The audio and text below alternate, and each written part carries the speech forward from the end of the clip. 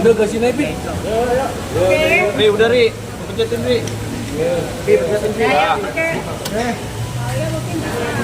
Lalu di Jumain harusnya goblok.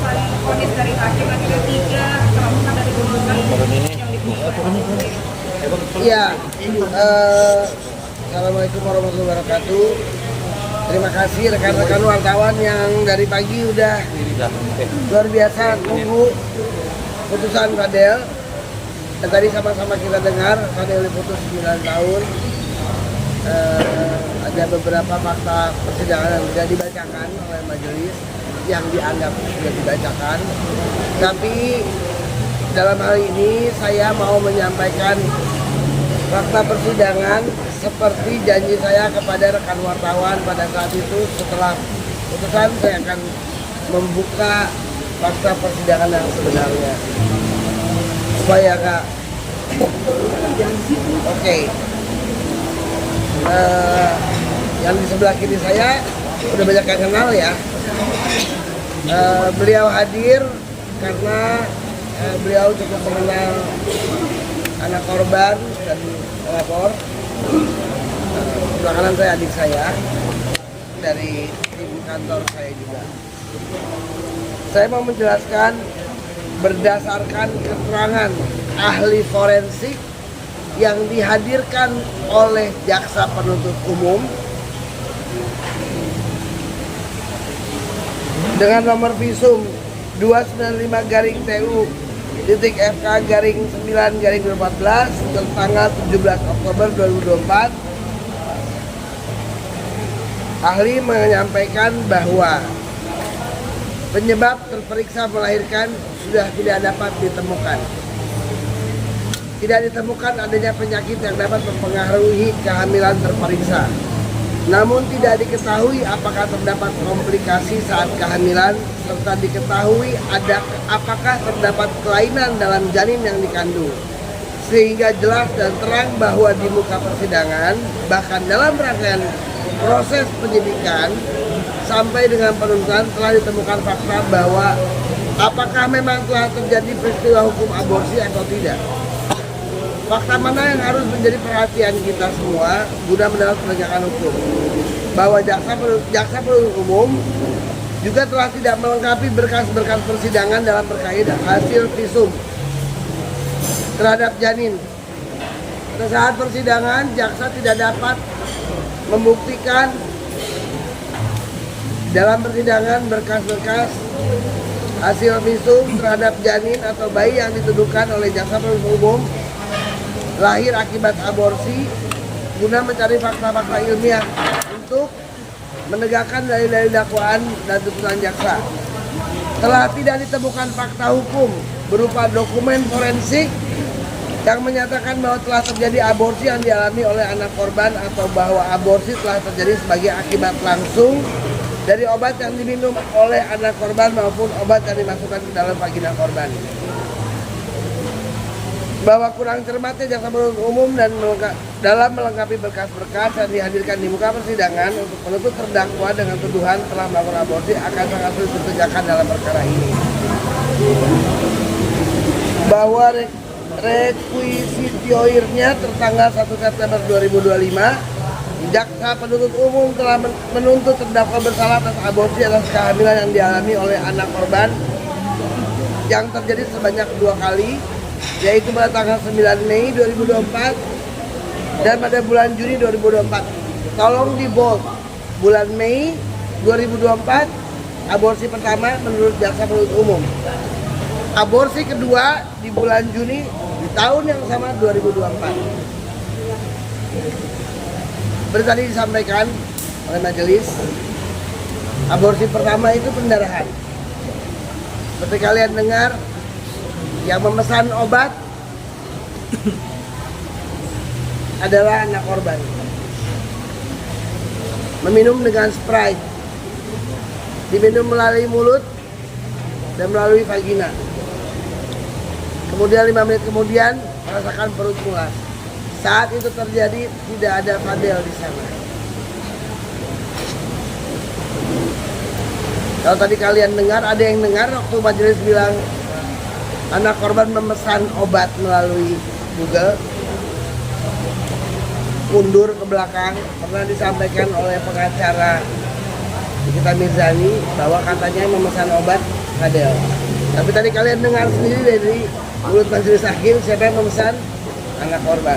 Oke. Logikanya pada bulan Mei dia melakukan aborsi, memesan obat melalui paket yang diambil oleh Aro pembantunya, kemudian memesan Sprite dan meminumnya. Tidak ada Fadel di sana. Sampai pendarahan selesai, barulah dia video call seperti tadi yang disampaikan oleh majelis, yang disampaikan oleh anak korban, papa anak kita sudah meninggal. Ada Fadel di sana? Tidak ada Fadel di sana. Oke. Bulan Mei itu pendarahan. Dikatakan oleh JPU dan tadi majelis juga membacakan aborsi kedua di bulan Juni yang sudah sebesar boneka dan sudah lengkap. Sekarang kita main pakai logika. Mungkin nggak bulan Mei aborsi, terus hamil lagi bulan Juni keluarnya segede gini? Oke. Fakta persidangan, menurut ahli forensik, pada terperiksa ditemukan puting kedua payudara tampak menggelap dan melebar, serta pada perut terdapat garis membujur yang berwarna lebih gelap dari kulit sekitarnya, yang sesuai dengan tanda-tanda usia kehamilan trimester kedua, yakni setelah 20 minggu. Terkait janin yang dilahirkan, dari seluruh rangkaian pemeriksaan, perkiraan menurut ahli forensik, janin tersebut berusia minimal 20 minggu dalam kandungan dan usia kehamilan di trimester kedua sekitar 12-28 minggu.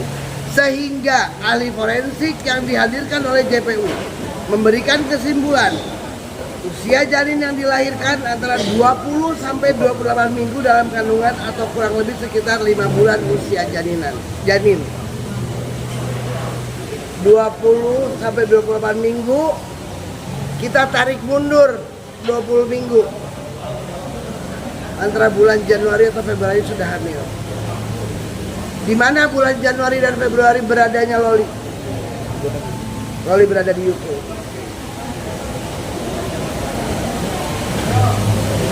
Berarti kalau boleh tahu Kak, hamil dengan anak siapa tuh kalau boleh tahu? Saya tidak mau menjawab itu dulu. Saya selesaikan dulu ini ya. Nanti ada sesi tanya jawabnya. Oke. Bahwa dari pemeriksaan keseluruhan yang dilakukan pada tanggal 19 September 2024 dan 30 September 2024, berdasarkan hasil pemeriksaan USG, rahim didapatkan hasil bentuk dan ukuran normal sehingga dapat disimpulkan bahwa sudah terjadi pengeluaran janin minimal 6 minggu sebelum pemeriksaan.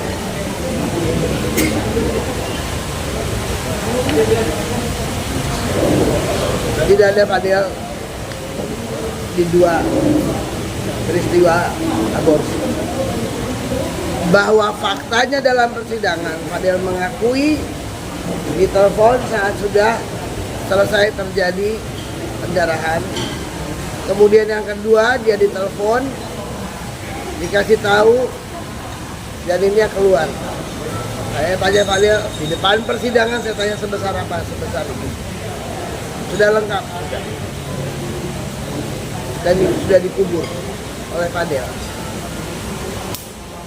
Menjadi pertanyaan buat saya, dari mulai pemeriksaan di Polres Jakarta Selatan sampai masuk di dalam dakwaan, tidak pernah dibahas soal janin yang keluar sebesar boneka. Ada pernah kalian dengar itu?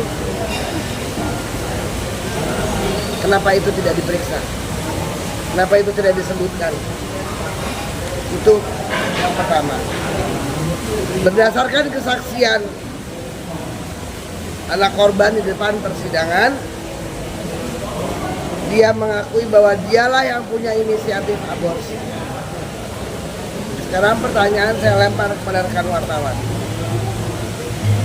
Kalau benar menurut keterangan ahli forensik yang dihadirkan oleh JPU bahwa usia kehamilannya itu 20 sampai 28 minggu, berarti bulan Januari, antara Januari sampai Februari sudah hamil di sana. Di hadapan majelis, anak korban mengakui di UK pun dia berhubungan badan dengan beberapa laki-laki. Itu fakta persidangan yang tidak dilihat oleh majelis. Itu yang membuat saya tadi agak kaget. Tidak ada satupun fakta persidangan yang menjadi pertimbangan. Sekarang pertanyaan saya, Loli tiba di Indonesia pada bulan Maret. Sorry, Kak Bintang boleh ikut gabung?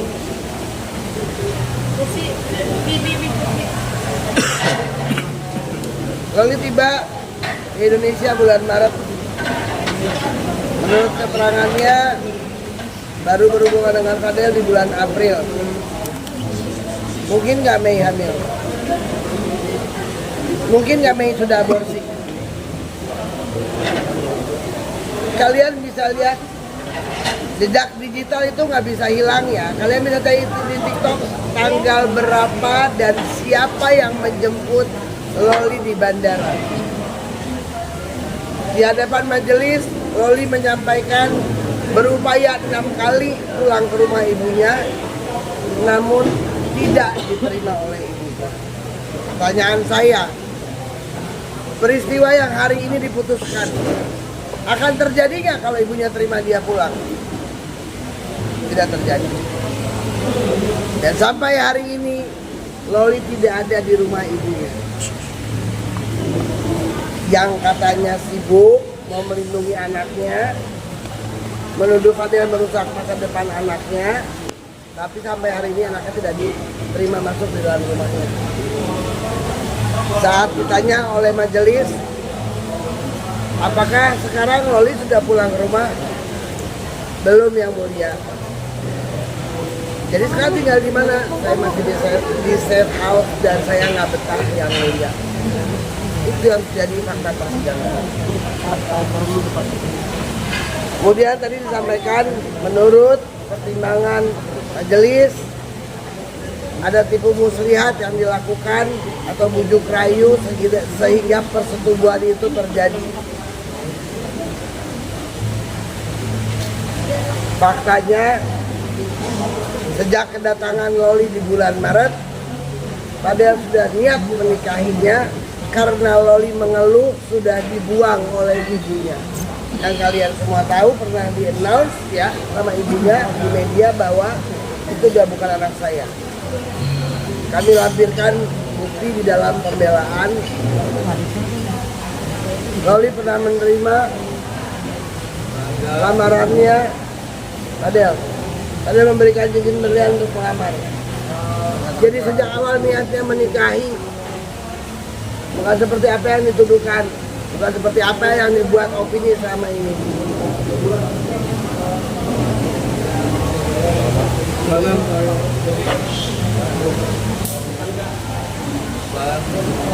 Oke, saya akan perlihatkan lagi.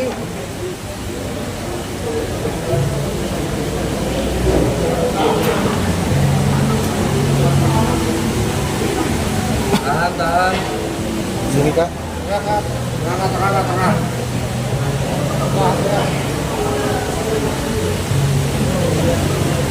Oke. Lagi.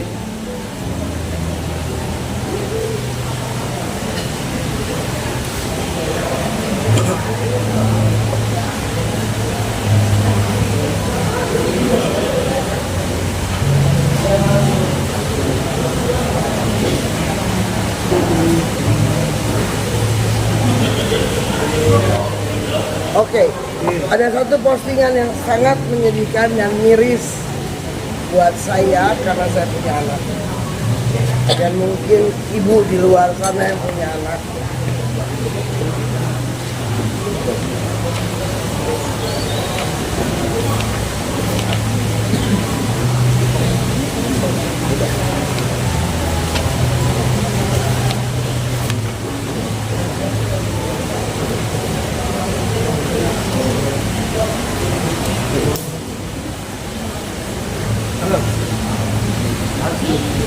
Bentar ya.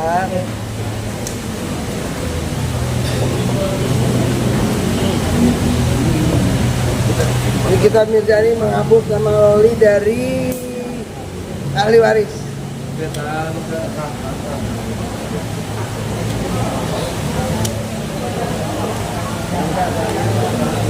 Nah dulu teman.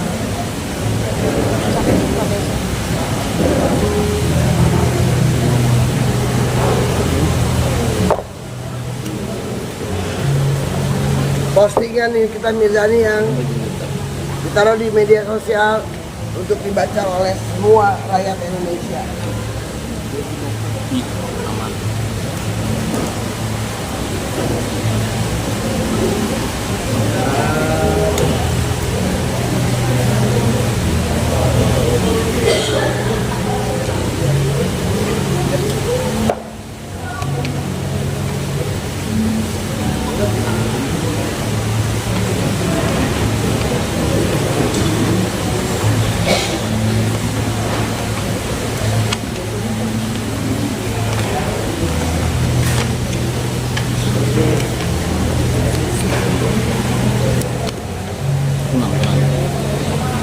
Yang paling sedih pada tanggal 16 April 2024,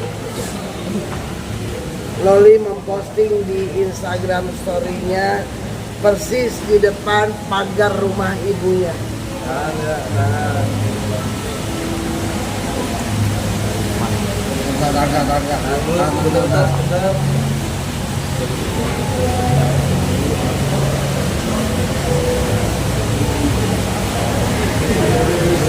Lanjut.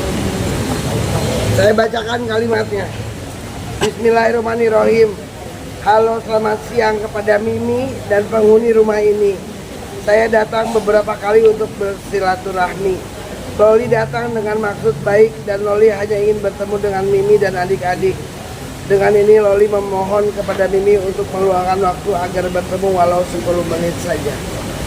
Dan tetap tidak dibuka pintu.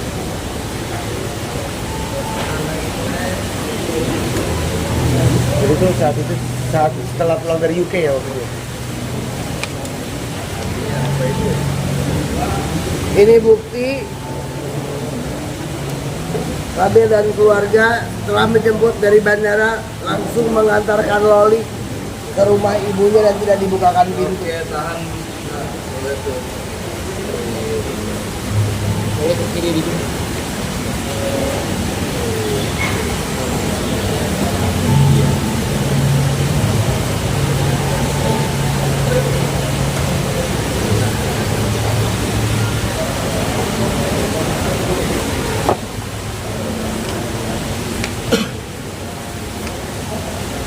Ini bukti chat Loli mengadu bahwa dia sering dipukul oleh ibunya.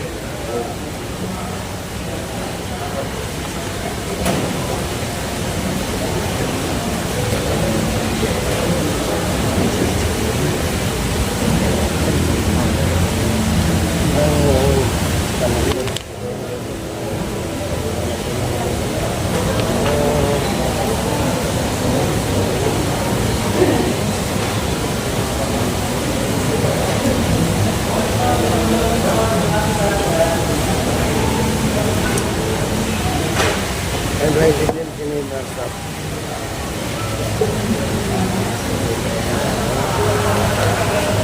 Aku dipukul. Nah itu aku dipukul. Aku dipukul karena ketemu sama Sean.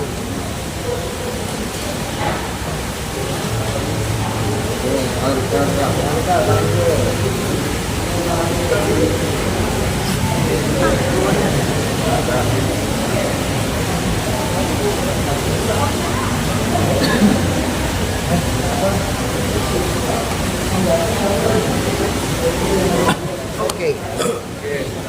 Sekarang waktunya kalian bertanya sama saya. Apa yang mau ditanya? Itu Bu. Satu ya. Banding.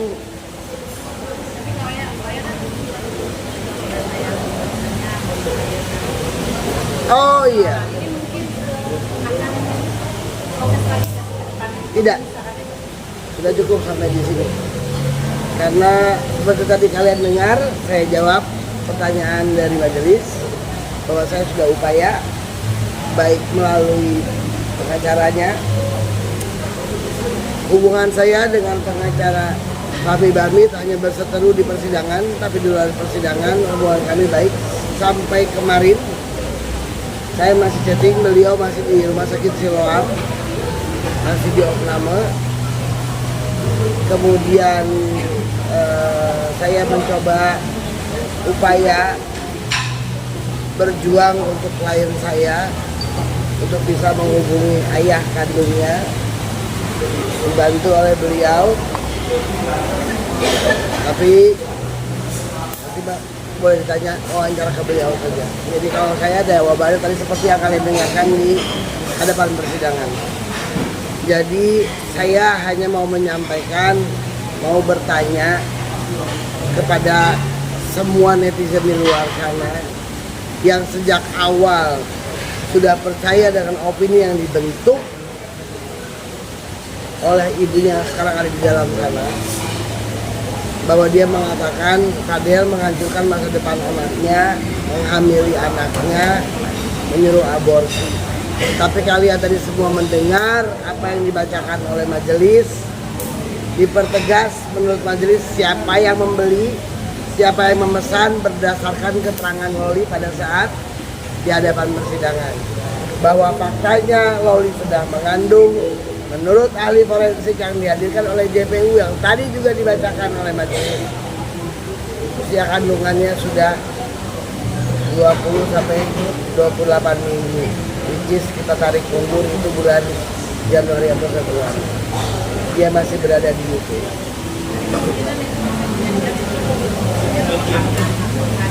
Dan dia baru pulang bulan Maret. Terus kalau benar, kenapa harus Fadel yang menanggung? Kenapa hukum harus kalah sama tekanan publik? Kenapa fakta persidangan ini dikesampingkan? Ada apa dengan hukum Indonesia? Bagaimana kalau ini terjadi dengan keluarga kita semua? Yang berbuat siapa? Yang memikul siapa? Kalau sekarang saya mau bilang, berdasarkan keterangan Loli di dalam persidangan, dialah yang punya inisiatif untuk aborsi. Boleh nggak sekarang saya bilang? Menurut saya ya, saya berpikir oh iya, pantas dia punya inisiatif untuk menggugurkan karena sudah dari sana. Seandainya itu lahir, itu anaknya bule. Iya apa enggak?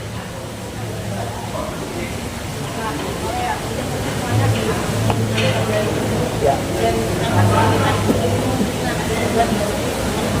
Ya. Ya, iya. Ya, kami akan buktikan. Dibongkar aja kuburannya, kan bisa tes DNA. Iya dong. Masa klien saya harus nanggung? Saya tidak membenarkan apa yang dilakukan oleh Fadel dan Loli. Tapi bukan berarti hal yang dia tidak buat harus dia pikul. Mau nggak kalian para laki-laki diperlakukan seperti itu? Ya. Mungkin dengan banding nanti nih apa mungkin yang diharapkan? Apakah Fadel nantinya bisa bebas atau keringanan hukuman atau siapa gitu Ya, saya berharap hukuman ringan. Artinya gini, hukumlah sesuai dengan apa yang dia lakukan. Jangan dia harus memikul apa yang dia tidak lakukan hanya karena opini publik. Publik ini nggak tahu persidangan, makanya saya buka fakta persidangannya. Ini isi pledoinya. Dan tadi kalian semua dengar kok dibacain sama majelis kan?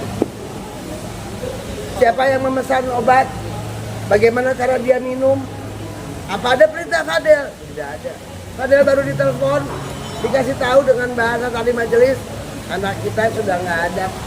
Pak, anak kita sudah meninggal. Sudah dibunuh anak kita. Dan berarti itu yang keberatan itu berarti soal aborsinya ya? Soal aborsi dan kehamilan. Kan menurut ahli forensik usia kehamilan saat bulan Juni dia keluar, usia kehamilan itu 20 sampai 28 minggu atau 5 bulan.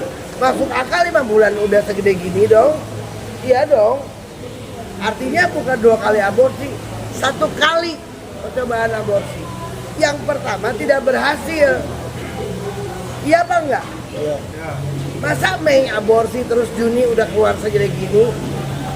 Dari bulan Mei ke bulan Juni berapa bulan, Bos? Di tahun yang sama. Dan tadi dibacakan juga oleh majelis.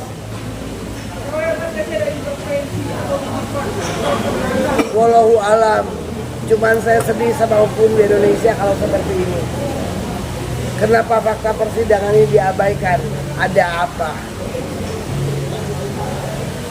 Ada apa dengan penegak hukum di Indonesia ini? Ada apa dengan jaksa? Ada apa dengan majelis? Kenapa? Kenapa Fadel harus dibinasakan?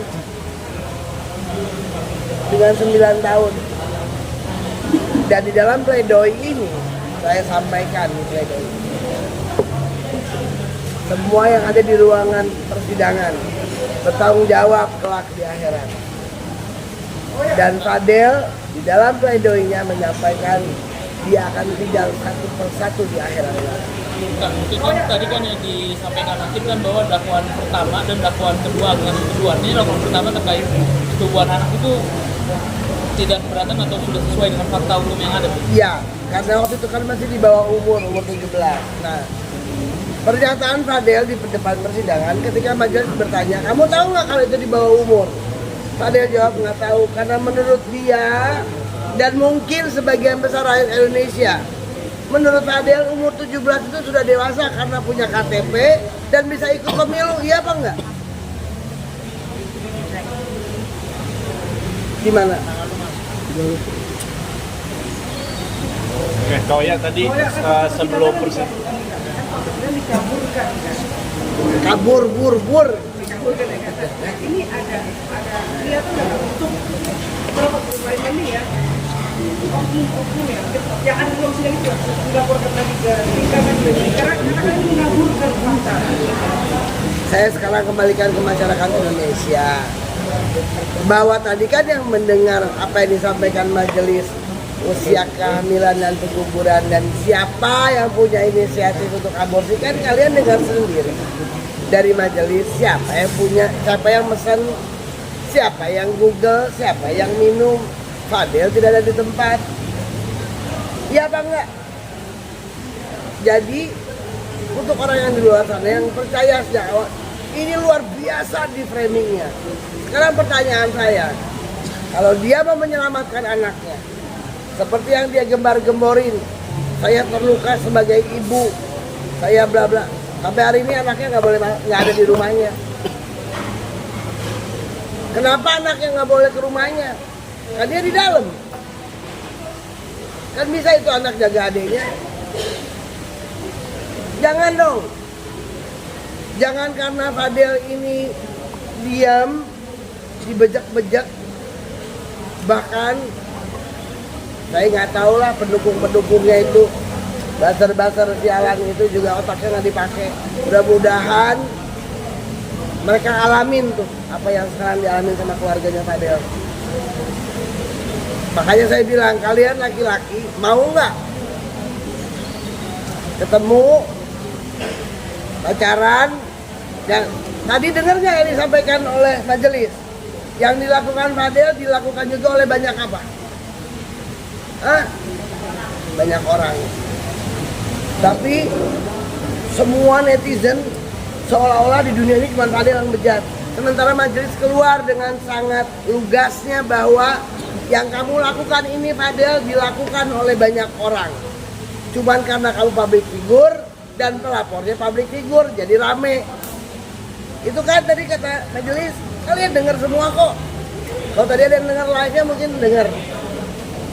Nah sekarang pertanyaan saya, kalian rekan-rekan wartawan atau semua netizen yang di luar sana yang punya anak laki-laki ketemu seorang perempuan jatuh cinta berhubungan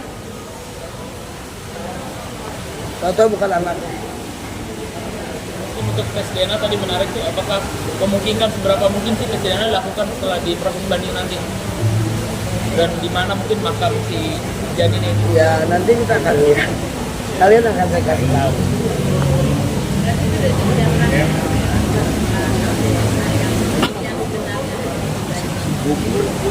Jadi semua orang yang sudah ikut penghujat, jaksa yang menuntut mengada-ngada, polisi yang sudah memaksakan ini, selamat tanggung jawab di akhirat ya atas fitnah yang luar biasa ini. Ini luar biasa. Ini buat saya ini kekejian luar biasa. Dan tidak, yang saya bingung, Loli ini dibuang akhirnya. Dibuang nggak menurut kalian? Kasihan.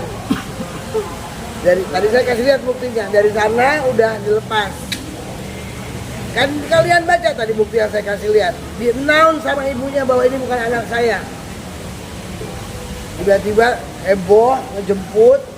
Nah, lebam-lebam tadi yang disampaikan itu menurut ahli forensik yang dihadirkan oleh JPU, lebam-lebam diakibatkan waktu dia dijemput paksa ditarik-tarik itu menjadi lebam.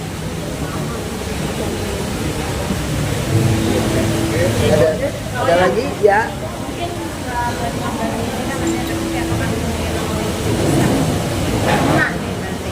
Saya nggak tahu. Yang saya mau sampaikan bahwa Loli saat ini usia kamu sudah 18 tahun, sudah dewasa, sudah bisa menentukan nasib hidup kamu. Tapi saya yakin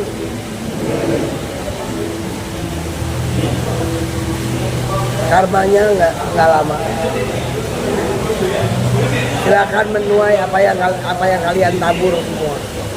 Nah, kalau semua ya, apakah ya tadi kan secara personal ya, tapi kalau hukum sendiri kan ikut serta. Adanya kan Enggak. Karena dia anak di bawah umur. Nah, satu lagi pertanyaan saya lempar kepada rekan-rekan. Kalau ada sepasang kekasih pacaran karena saling mencintai, kemudian melakukan bersetubuh karena suka sama suka seperti yang disampaikan oleh Loli di hadapan majelis, kemudian misalnya seperti tuduhan yang seberang sana bahwa anak saya dipaksa untuk aborsi, perempuan punya pilihan nggak? Kalau lakinya bilang aborsi lah, punya pilihan nggak untuk bilang enggak? Punya kan? Kalau si perempuan bilang nggak mau, saya nggak mau aborsi. Kalau kamu nggak mau tanggung jawab, ya saya mau piara anak ini. Nah, terus kenapa? Udah Pak Fadil nggak di sana, terus dituduh dia yang menyuruh aborsi. Ngeri nggak ini? Ngeri. Martin, mungkin dari pihak keluarga nih, dari Fadil sendiri setelah dengan keputusan tersebut dan kondisi itu seperti apa sih? Dengan keputusan tadi Ya, kalau tadi kan ibu sempat pesan juga ya. dan respon Fadil seperti apa dengan Handphone dong, kamera belakang nggak kelihatan nih. Kalau untuk respon mama itu shock ya. Tadi juga sempat drop, pastinya lemes juga. Juga kuatin mama. Ya saya bergetar juga ya sama Fadil, sama bintang. Tapi Fadil yang selalu tenangin saya tadi, dia bikinin saya, dia bilang nggak apa-apa, nggak apa-apa. Kebenaran nanti terungkap. Semua itu aja sih yang dia semangatin buat kita. Sejauh ini kondisi mama gimana gitu kan?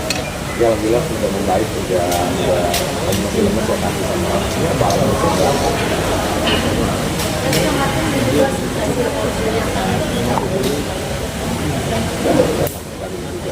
Jauh di pikiran saya karena saya selalu berpikir positif dan bisa Mickey mau dengerin?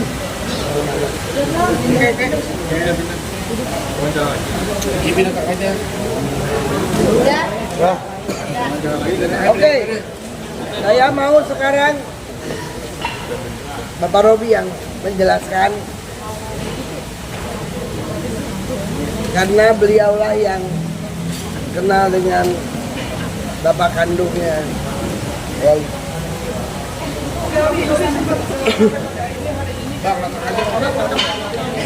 Bang, dia apa? Lihat tengah-tengah. Bang Ayas teman-teman, sebelumnya beberapa minggu lalu saya dihubungi oleh Oya untuk menjelaskan apa yang terjadi tentang putusannya.